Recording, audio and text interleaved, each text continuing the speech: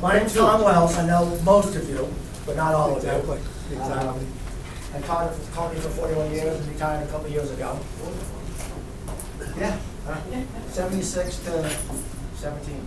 Started at 12. Oh, I love you guys over there. But you're probably wondering why I'm here. Retired, that means escape. But I do want to apologize. I'm going to be depending on my notes a little more than I normally do, because I have a corgi that's 17 years old, and we're going to have to put her down. And we've had a tough time with that, with my wife, suffering and things like that. So I didn't quite put the prep into rehearsing that I did, although I did deliver this to her 3 times, which may have something to do with her ill health. But I do apologize for maybe relying a little too much on these, okay? I'm here for 3 reasons. I care desperately about kids. Bottom line. I'm subbing. I miss kids so much. Wow. Yeah, I know. It's crazy. Let's look at it this way. Adults, worry, stressed, they're negative. So, hello, give me kids any day. They're like that too, but they have an excuse. So I come back and hang with them now and then. And the second reason is I care about you guys. I do not like the state of education where it is right now. Any education. I know I've been told that, you guys call yourself instructors, not teachers. Call yourself what you want. We're the same. Whether I'm teaching AP English or you're taking culinary arts, it doesn't matter. I take culinary arts, I'll tell you what. But we're in the same boat, man. Bottom line. And I know we're being judged all the time. Coney right now, in fact, I felt so good when I went to lunch at Coney and saw my peers having to go to a workshop on standardized testing. Only because I knew they were suffering and I wasn't. But, just the educational movement puts pressure on all educators, whether you're a vocational educator or a high school educator, doesn't matter. People are judging us, telling us what to do, making us look over our shoulders instead of what's in front of us. And I'm seeing that a lot, and it bothers me. And it's motivated me to stay in education in some way, shape, or form, which I'll explain in a minute. So I care about kids, number 1. I care about you guys, number 2. And the third reason why I'm doing this is I need beer money. Thank you for your honesty. So my favorite trip to the ex-students is going to Orono. Abe Firth used to go to Coney, and he owns Orono Brewing Company. And Meager Brewing Company. He's doing really well. He's a wonderful citizen, a wonderful person, and supports the hell out of me. Huh? That's awesome. Yeah, it's really cool. He's actually offered to take me to Iceland to a beer. Maine and Iceland are trying to get a big connection for breweries because Maine has like the 3rd most per capita breweries in the state, in the nation. And with Iceland, they're forming an alliance, of which I hope to be part. But basically, I was really scared in a way when I was asked to speak because I have sat in those seats. I hated it. The only time of the year that I did not like coming to school was on workshop days. And the only thing worse than a workshop day was a motivational or professional development speaker on a workshop day. And that's what I'm doing now. So I'm being kind of hypocritical, but this is the one thing about education that I want to change. I want to make these days meaningful. I want to make you guys feel validated. I want you to leave here going, hot damn, I'm glad to be here. So that's my goal. Whether it works or not, I'm not really sure. But I'll give you a little background, okay? I retired, like I said, a couple years ago. And how many of you guys sit back at the end of the day and reflect on your career? all the time. Yeah, wife, nah, kids, nah, dogs, nah, fun, nah. Let me think about my career. I mean, you guys have a busy day. And I never thought about my career, 41 years. I do stuff at home, I grade papers, and I talk to kids, and blah, blah, blah, but I don't sit there and go, okay, let me reflect on my career. Didn't happen. So I did a little of that when I retired. I did have some time. And what came up was I wanted to give back to an occupation that was really meaningful to me. There's absolutely no doubt I would not change a day over that 41 years, and I'm not lying. But I never thought, why? Maybe we had people like Val in class. I mean, come on, be real here. And her boyfriend was even worse at the time. Do tell. But she smartened up, and life was good. But basically, I didn't say it. I started reflecting on my career. What kind of made me reflect on my career was this. This was a retirement gift given to me, which is just a bunch of thank yous from students. It was put together by Lori Roderick, who's an English teacher at Coney, and an ex-student, Heather Lee. And they just kind of said, want to wish Miss Wallace luck in his retirement, and blah, blah, blah, great. And it reads, life sucks and then you retire, dumbass. Did I say that right? Tom's writing portfolio, and there's a reason behind that, which I might get to. Maybe I won't, so you want to come and take me back. But basically, I opened it up, and it's a bunch of notes. Like I said, this is not my portfolio. This is ours. I want to make that right from the beginning. This is not about me.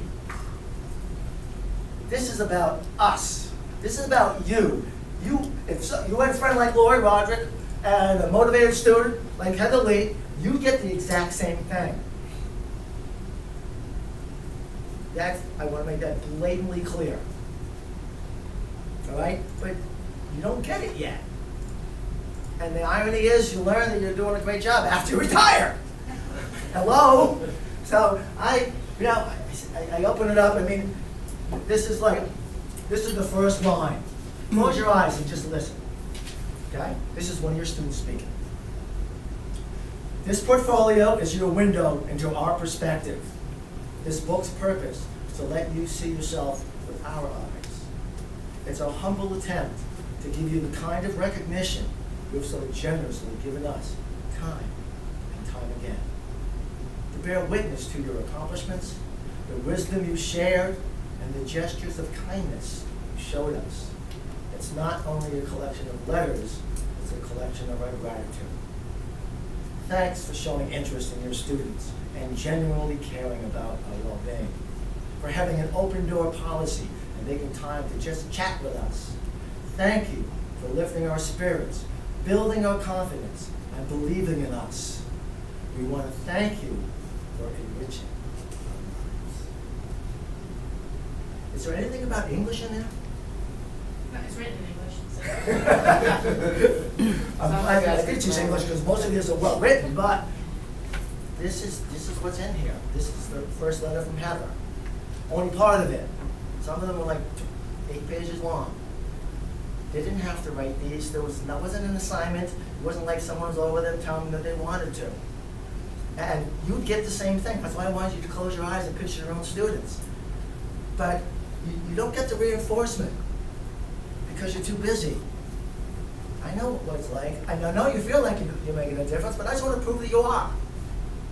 And I'll tie it to classroom management in a minute, but this is kind of just setting the tone for my message. All right? Look at my notes. I'm cheating now. 5 points off. All right, well, tell that to my corgi. So, when I was asked to talk about classroom management, I got really scared because I really had no idea what that is. I never sat down on my desk and said, all right, I'm going to work on classroom management now. And I'm going to put up all the rules, and I'm going to make sure I never thought about that. And honestly, I never sent a kid to the office in 40 years. I was going to pick on Jim Holland because he was an assistant principal with Tony for a number of years. And I could have him validate the length of time he was there. I mean, the closest I ever got was I had an ed tech in my class take a kid to the office, but I didn't take credit for that. I didn't want to put a blemish on my record.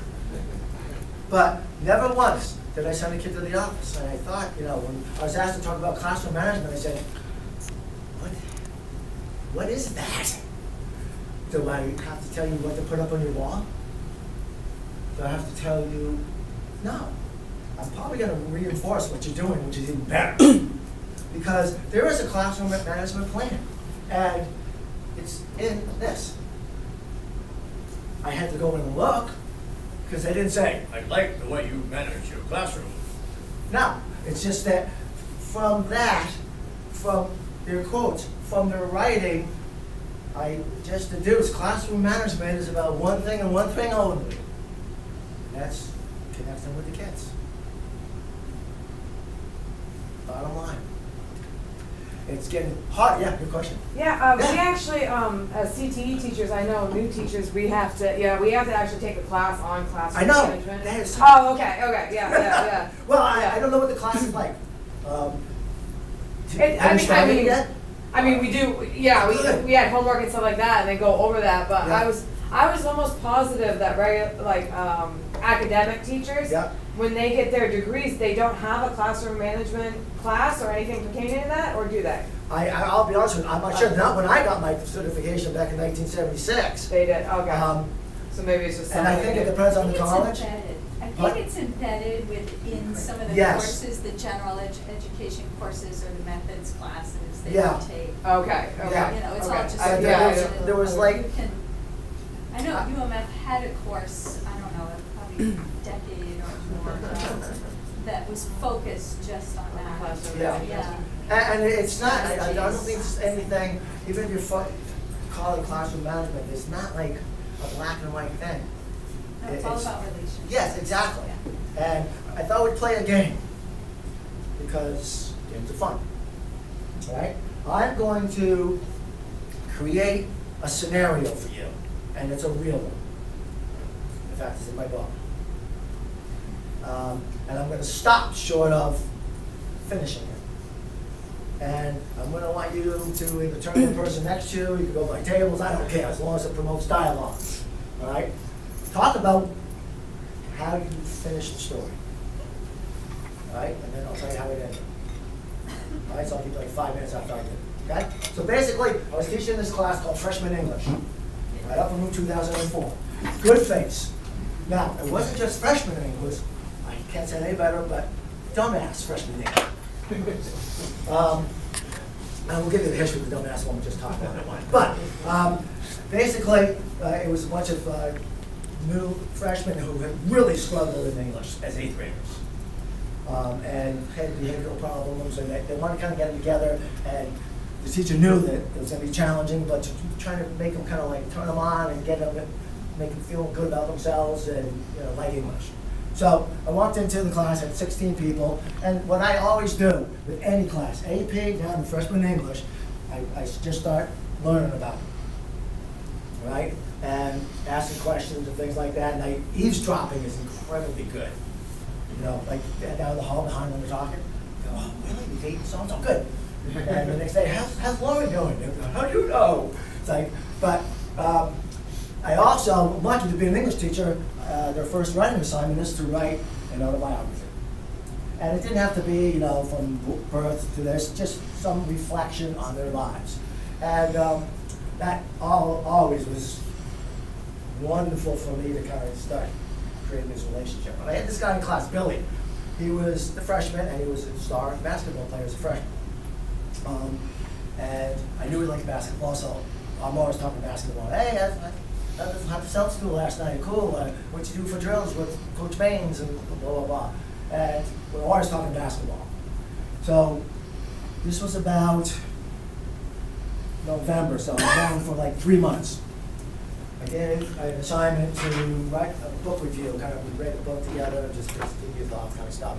And I'm walking around like I'm doing here, and I'm looking at the papers and making comments. It's just like over here, I hear, "This is stupid!"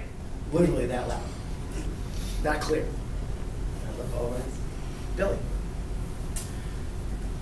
I said, "What's up, Billy?" He goes, "This is stupid, Mr. Watson. It's got nothing to do with me. Nothing!" And he's like totally out of it. And at that point in time, I was hoping, the CNA program down there would test my blood pressure to make sure I wasn't going to have a heart attack. But I said, "Well, it's okay, Billy. It's I can understand that. Give me your thoughts." I just but that was not a good choice. His thoughts were destructive in the class and things along those lines. Okay? So, what would you do in that situation? Talk about it. Well, we all have devils. Without a doubt. I don't know who he is, but. Yeah. Bethany and I were talking, and we've had this situation ourselves. Yeah. We like to ignore it and hope it goes away, but that's not the best thing to do. So what we've done in the past is, I'd like to talk to you in the class quietly. Yeah. Just for 5 minutes, that's all. Yeah. And that kind of, at least for the time being, Yeah. so they don't flip out. Hey, that's a great idea, without a doubt. I mean, you don't want to take all the attention away from your class from one kid, without a doubt. Anybody else want to share? Yeah. Mike was saying, sometimes it's not even about the assignment. Oh, yeah. Good point. So, but I could pick a fight with every kid in the class every day. Yeah. But what you're not doing, so, it might be a case of, I always turn it around. What do you want to do? What do you want to write about? Because in the end, I can be able to write that sometime. Yeah. Do I have to have it today? Or can I, maybe in that process of finding out, I can't write. Oh, what a great idea. You know, Or so- his father beat him this morning, or. What's he fighting about? Totally. So, what's cool about something college our jobs, if you don't mind, if I send you out to do breaks, kids just fight. What do you want? Can I do the tire machine? Yeah. Just calm it down. And then later, I ask him, what's going on with the brakes? Yeah, well, I don't know how. He doesn't want to say that. And you're forming a really positive relationship with that kid, and showing him that respect. Absolutely. So easy. So easy. Anybody else want to share? I mean, these are kind of like going preaching how to do this now. I can go home. Yeah. Well, sometimes it's about what's in it for me. For the kid or for the teacher? The student, you want to help them understand why you do these, what's the point? Yeah. Sometimes they don't see the point. Well, there's no doubt, if they don't see a point to it, which obviously he did. Right. Well, I tried to prove to him that writing was important, and that's kind of how the story continued. He's kind of disrupting the class, and I said, "Billy, think about this. I know writing has no meaning to you. So, but think about it as something different." I said, "It's going to make you a better communicator. Maybe not as a writer, but speaker." And I said, "That's going to get you jobs. That's going to open up so many pathways that you're going to want to go down at some point in time if you're a better, I tried to validate the learning. And I even got desperate and said, quite honestly, Billy, if you really connect with language, your language, and can control it, you can say things just the right way where you can get what you want. You might even get a date." So I was trying to line it up a little. Humor is always, that's one of my things, as you probably can tell. So he started giving me a hard time again. So one of the only times in my career, but I'm not proud of saying it, I kind of lost it. But I still didn't want to send him to the office because I want to own this kid. So I said, "Billy, stop acting like a dumbass!" And I know I've used that word a couple times, it's on my portfolio. I don't know if you remember the 70s show. Yes. Red Foreman used to call people dumbass all the time because he liked them. And I literally use it in that, not in this context, but, you know, overall, it's a term of endearment. But it freaked him out. He sat up, he goes, "You hear that? He just called me an ass." And this cute little girl right next to him said, "Billy, that's because you're behaving like one." And I'm not lying here. And I'm going, yes, there is a God. And it just diffused everything. I thought he was gonna like having a fellow classmate, but he just like, and he just, and I said, "Okay, class, let's get back to work, write a conference, blah, blah, blah." I just tried to put it under the rug for right now. And when they left, I called Billy over and I said, "Billy, I don't know what's going on in your life right now, but, you know," he said, "I know, just go." I said, "Okay, that's fine, I respect that." I said, "Just learn from it, blah, blah, blah." And from that point on, I really focused on learning what's going on in his life. And that's when I, use my stalking technique. When he's walking down the hall and there's no one behind him, he's talking with his friends and finding stuff out. And I kind of tried to connect with him. And it was obvious that it was working. He was working so much harder in class, to the point where I went to his basketball coach and said, "TJ, just want to let you know, Billy is kicking butt in class right now. He's trying really hard. If you could pull him aside and just, tell him you heard that he was doing well, that would be really cool." And TJ did that on a bus coming back from a basketball game. He sat down with Billy and said, "Hey, I heard you're doing well in English." And TJ told me this, and he said Billy's face just lit up.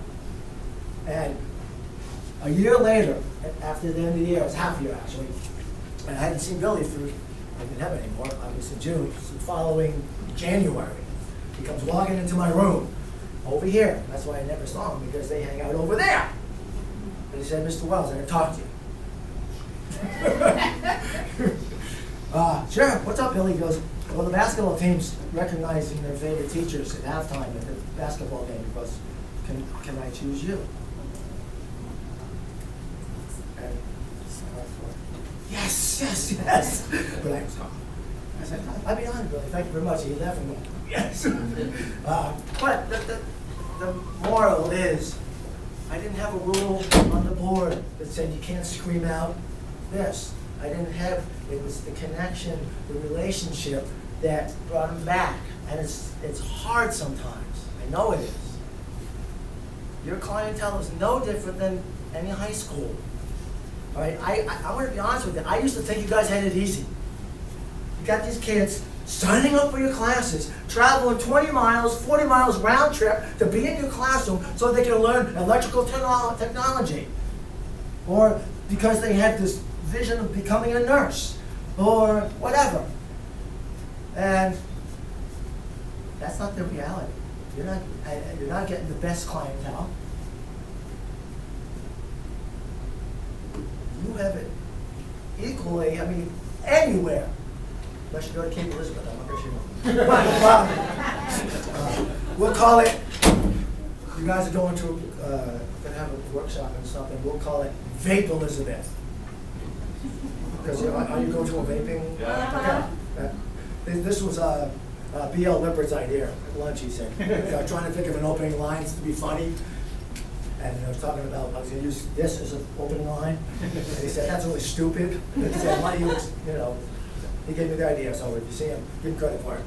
But basically, it's the connections that you make with kids that take care of classroom management.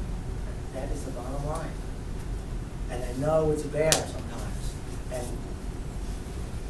we all have our different methodologies, but there are commonalities that my students in this book, in my kind of define for me. They didn't say it that way, but I read into it that way.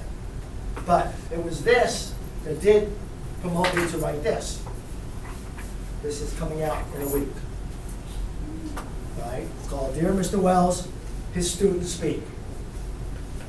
And I wrote this because that blew me out of the water. And I had to share when kids think about good teachers with teachers. I'm trying to get an audience with Janet Mills because I want politicians to know what you guys are doing. I want education majors in college to know, or maybe education wannabes, because these guys prove to me that you make a world of difference in their lives. And I'm not making this up, yesterday morning, I get a call at 6:30. Did you know Reggie Conrad? I think he was after you. Okay. He was someone I had in class as an 8th grader, my first year teaching. Back in 1976, I was 22 years old. And he also was on my wrestling team. We bonded pretty well. He really needed this kind of a father figure. We all know the story. He calls, I look at my phone, 6:30 in the morning, retired. I was up. Reggie Conrad. So I answered. I said, hey, Reg, how you doing? He goes, Coach, I'm driving to work. I'm seeing this beautiful sunrise. And it made me think of you. And I had to call you and tell you I love you. Yeah. I'm tearing up. That's why we teach, folks. This stuff has been happening since I retired. I've been told I've saved kids' lives, literally. I've been told, and I get a lot of free beer at bars when I run into them. It's great. But you guys don't know this. You don't think about this stuff. You're too busy. But forming positive relationships change kids' lives. And to tie it in with the topic of the day, you will not have classroom management issues if you create that bond. I figured out from all those notes, it took me, like I said, it took me 9 months to read that, and another year to kind of put things together on what I wanted to say, how to say it, where to put the quotes, blah, blah, blah. But I have some quotes here for you. Creating a strong relationship with kids. They think, number one, and again, these are no-brainers, but you gotta make kids feel like you care about them. Bottom line. You have to validate who they are. Now, obviously, if they're doing drugs in your class, or if they've been in your class, something like that, you don't validate that, but you validate the fact that maybe you needed to do that. Let's talk. But show me care. I mean, these are just a couple of quotes from the book, just to, put a face on what I'm saying, okay? I enjoy returning to this room and catching up with you like many of your students before me. That's because this is one of the only places I have honestly felt where I belong. Most importantly, I'm thankful for, this is another one, for your support and caring during those turbulent and formative high school years. It's teachers like you that make a real difference.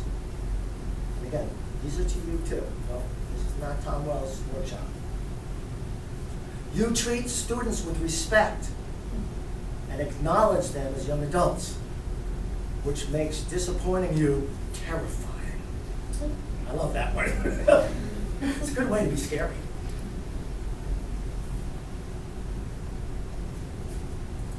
But you've always seemed kind of invincible in the face of the system.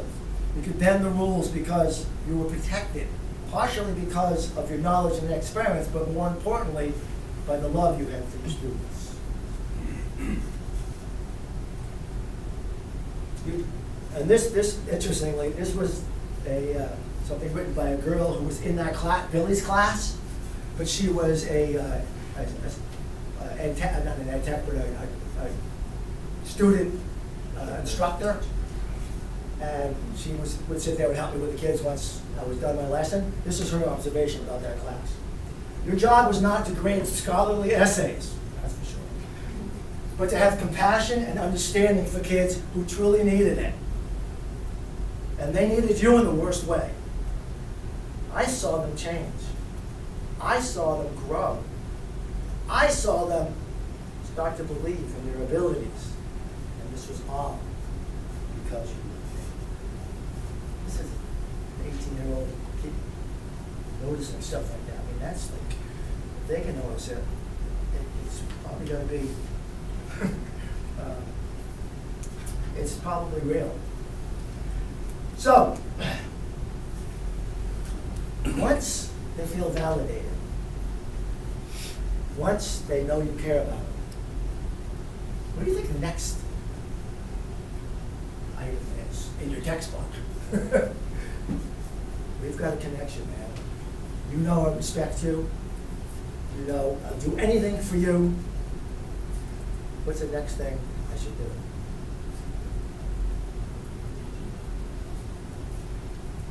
Now, they know that. Don't they want to please me now? Got that connection?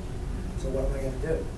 If he's going to please me, I'm going to work his ass off. Exactly. I'm going to challenge him. Not beyond his capabilities, but I'm going to challenge him. And I'm going to be there the whole way. And more students in this book thank me for literally kicking their ass. I'm quoting them, so it's okay. I can document it if you want using MLA format. All right? You didn't make things easy for me.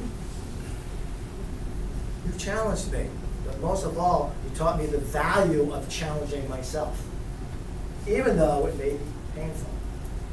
It didn't necessarily sink in during high school, but I eventually learned the most important life-changing lesson you ever taught me. The only thing standing between me and any challenge is my own head. This is a kid. This is one of my faves. This is written by the valedictorian of Conan 4 or 5 years ago. I hated you at first. I hated the way you wouldn't give me an A. I hated the way you expected much more from me than any other teacher. I hated the way you made me really have to think and focus on understanding things. I hated your dumb jokes. That one hurt. And occasional crudeness. That one hurt too. Now that the year is coming to an end, I realize that these are exactly the things about you I'll miss most. I don't hate you anymore.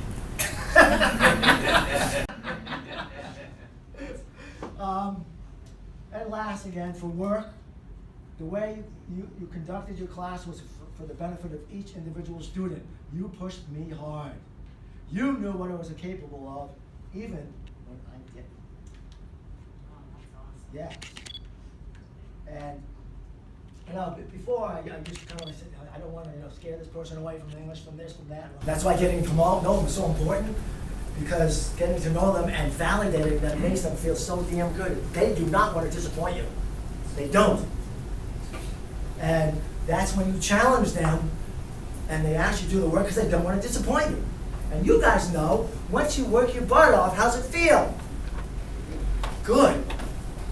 And that's some kids, that's the first time they've ever felt good in their lives. Because you challenged them and they did the work because you like them. And they truly, again, I never thought about this stuff. And that's why I had to write about it. After I read this, it all kind of came together for me. And I really owe it to the educational world to share this, to show you guys what's going on out there. And some of you guys already feel that way. You're the lucky ones. But the last equation that I got from this book, in terms of what kids are looking for, is passion. Obviously, you can tell them kind of passionate about stuff. And you don't have to act like, you don't have to teach like a pirate to show that you're passionate. Right? Actually, Lori Roger shared this with me after I got this. She goes, when I first started teaching with you, I just think I couldn't do it. I said, you couldn't do what? I said, you're gifted. She said, I know, but I thought I had to teach like a pirate. I said, is that how I teach? She goes, yes. I said, okay. She said, you don't have to teach like a pirate. You have to be passionate about your subject. You don't have to be flamboyant about it. Kids can tell whether you're passionate about your subject. You guys are, I'm sure. They can sense your passion. If they can't, maybe that's something you can look at, whatever. But that passion is addictive. So you show them, you validate them, you show them you like them, you make them feel good about themselves, they love that, they know that you like them, they like you back. You give them hard work, they don't want to disappoint you, they don't want to let you down, you're one of their admirers, so they work their butts off and want to learn your subject, and passion comes in there. And I quickly learned that you were tough, but more importantly, always available to us. You would do anything to help us succeed. That was not only important, but a life skill as well. You dedicated your life to us and gave of yourself without pressure or expectations. Ironically, that's why we improved and learned. We wanted to please you, and in turn, please ourselves. You helped the kids that really needed it, even when they could have cared less. You made them care. That's what your passion is. You made them perform for you because they didn't want to disappoint you. And basically, when those things are all put together, classroom management manages itself. And I'm probably preaching to the choir, but again, I needed your money. Okay? But I did want to share those things with you in case you're feeling a little down on education, a little down on your students, feeling unappreciated, like you're not making a difference. You are. And the more you connect with your students, the bigger difference you'll make. And when you retire, the more free beer you'll get. And the more notes you'll get, more calls at 6:30 in the morning you'll get. But I can't share the dozens and dozens of really cool things that have happened to me since I retired out on the streets. It's truly has proven to me that occupation that I had, that I always liked. I was here at 5 o'clock every morning, Jim Anastasio and I used to have contests on who would get here first. And I won on that way. But only by a few minutes though. But basically, you're working magic, man, and when you get down, remind yourself, you're gonna have bad days, without a doubt. But overall, behind parents, man, you guys are in. Taking those relationships, changes kids' lives around, and if you're having a few problems with classroom management, and you tweak those relationships, in most cases, obviously, if you're dealing with mental illness and things like that, most things don't work. But overall, that's what it takes, and these students are good. Thanks for having me.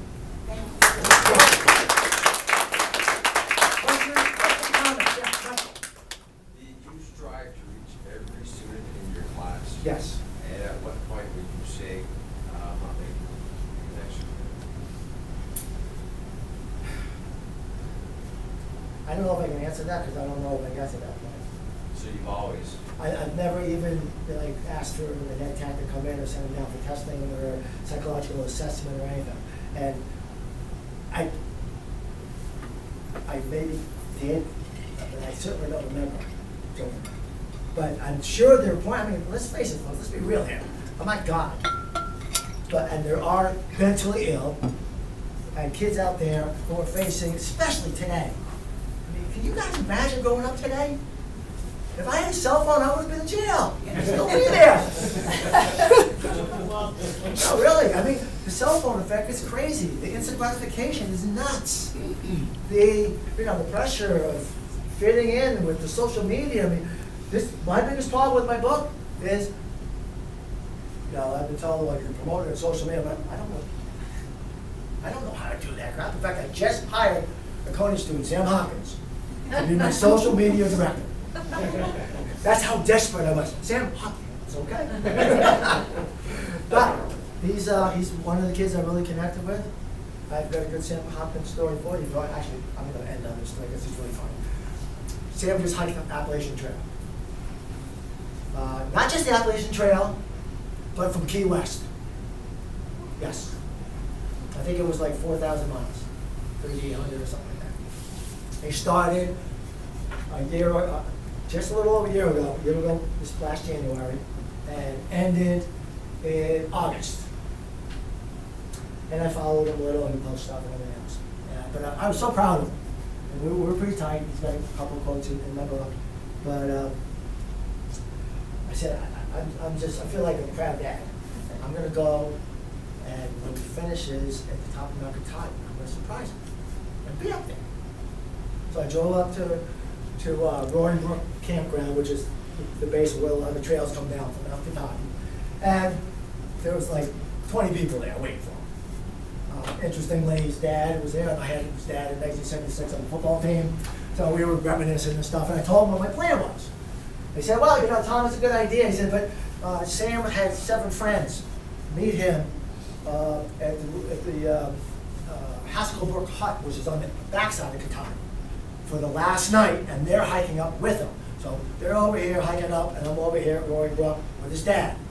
And he said, it may not have the same effect with those friends there. I said, yeah, that sounds good. I'll just wait down here for him. So we waited and waited and waited, and you probably got the impression that I'm kind of high energy and I can't sit around. So I said, Dave, that's his dad, I'm just going to start hiking up. And, I'll meet him on his way down, all the kids, and I'll hike back down. So I started hiking up. And I got about a mile up the Roaring Brook Trail, and there's a wooden bridge that crosses the stream. And in my kid-like way, I said, oh, maybe I could be like the trolls. Hide under the bridge. And when he comes down, I can jump out from the I don't remember the name of the nursery rhyme, the fable or whatever, but I said, hey. So I knew Sam had a man bun from pictures he posted on his hike. And I knew there were going to be 7 people, so a total of 8. So I just kind of stood by the bridge, and I saw some people coming down around the corner, and it was like maybe 25 yards away. So I had to take a quick look. I said, man bun, I said, oh, good. So I went under the bridge. So I hear, so as soon as they get about halfway, I'm undergoing, and I said, get off my bridge, dumbass! I said it a lot louder because I have laryngitis. So I scroll up and I went like that. It wasn't Sam.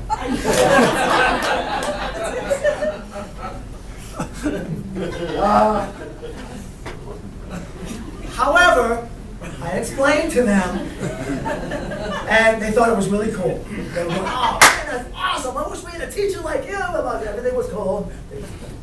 Away they hiked. So I decided to hike a little further up because I was bored. And I got to another bridge. Good luck.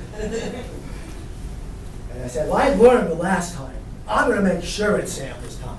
So I went up and I literally got like a 100-yard vista. And I hid behind a rock. I'm looking around. I see them coming up. Yes! So under the bridge I go. Get off my bridge, dumbass! Wasn't Sam. Twice. I do know enough about baseball that it takes 3 strikes. And I wasn't about to take the 3rd one. So I walked back down to the parking lot and waited for him there. But, I mean, it's connections like that, not the stupid stuff, but that made me want to go up there because I'm so proud of him. And from that day on, I talked to him a little. I said, what are you doing? Because he had just graduated. He said, I'm not really sure. I said, just get an education. You're a great teacher. I said, what are you talking about? I said, listen, communicate well. You're intelligent. You have good skills, good people skills.